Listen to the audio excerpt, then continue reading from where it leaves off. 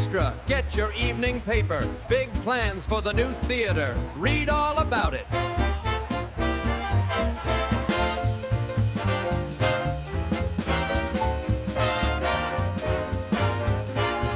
August 3rd, 1934.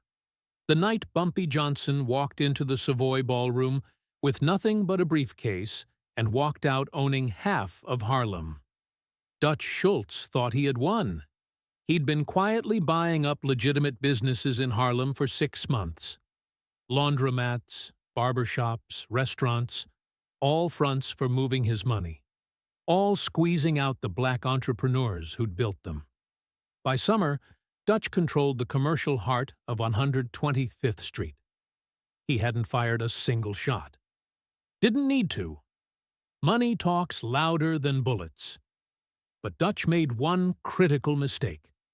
He bought the building that housed the Savoy Ballroom, the soul of Harlem, where Ella Fitzgerald got discovered, where Lindy Hopper's created moves that would define a generation, where every important conversation in Black New York happened on those dance floors. July 30th, Dutch's lawyer served eviction papers. New ownership. Rent tripled. Effective immediately. The Savoy had 1 week to pay or close forever. Madame Stephanie St. Clair came to Bumpy that night. She didn't ask for help. She just said 5 words.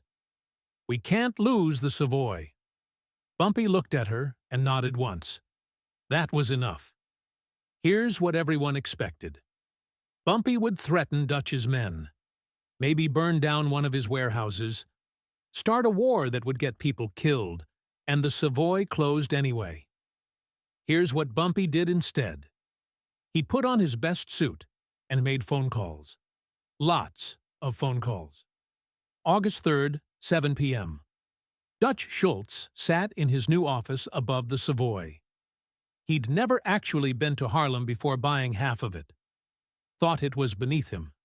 His accountant, Meyer, was calculating the week's take when the door opened. Bumpy Johnson walked in, alone, carrying a leather briefcase. Dutch's 4 bodyguards reached for their weapons. Bumpy didn't flinch, just set the briefcase on the desk and opened it. Inside, $47,000 in cash. More money than the Savoy made in 2 years. "That's the rent," Bumpy said calmly, "for the next decade, in advance." Dutch stared at the money, then at Bumpy. "Where'd you get this kind of cash?" "Does it matter?" "Yeah, it matters. Because if you got it illegally—" "Every dollar is clean," Bumpy interrupted. "Donations from people who care about keeping Harlem's culture alive." Dutch laughed. "Donations? From who? Sharecroppers and dishwashers?" "From Duke Ellington, from Count Basie, from every musician who got their start at the Savoy, from the owners of every black business on this street who remember what community means." Bumpy pulled out a receipt book. "It's all documented, all legal. You can check." Dutch's smile faded. He looked at the money again. This wasn't how this was supposed to go. The real game.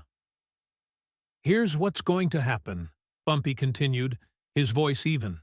"You're going to accept this payment and extend the Savoy's lease at the original rate. 10-year contract." "And why would I do that?" Bumpy reached into his jacket. The bodyguards tensed. He pulled out a newspaper and placed it on the desk. The headline, "White Mobster Exploits Harlem Culture. Community Leaders Demand Investigation." "That's tomorrow's Amsterdam News," Bumpy said. "Front page. They're running a story about how Dutch Schultz is destroying black-owned businesses in Harlem. How you're pricing out the community that built this neighborhood." Dutch's face reddened. "So what? It's a Negro newspaper. Nobody downtown cares." "You're right. They don't." Bumpy pulled out another paper. "But they care about this."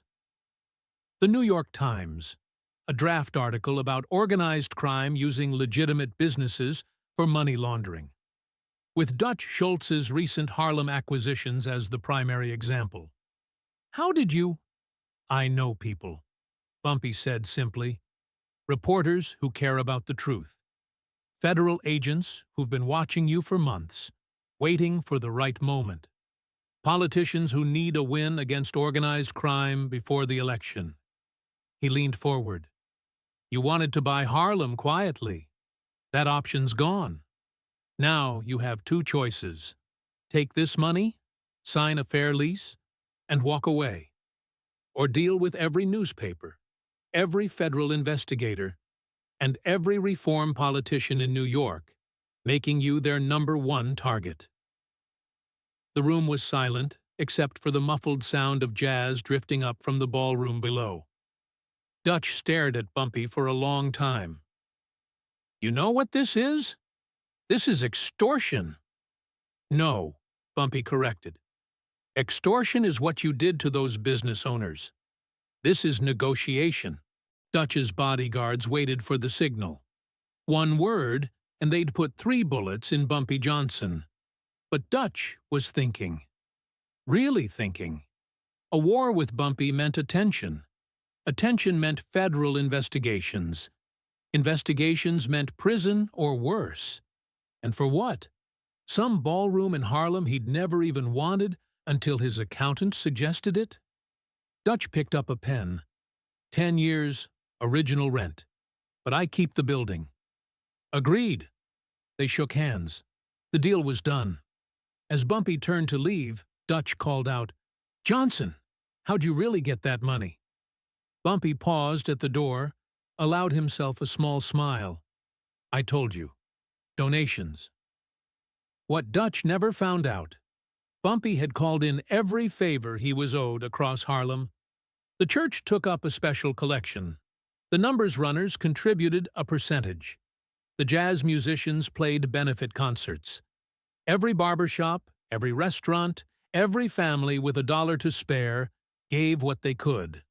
$47,000 in 6 days. From a community that averaged $12 a week in wages.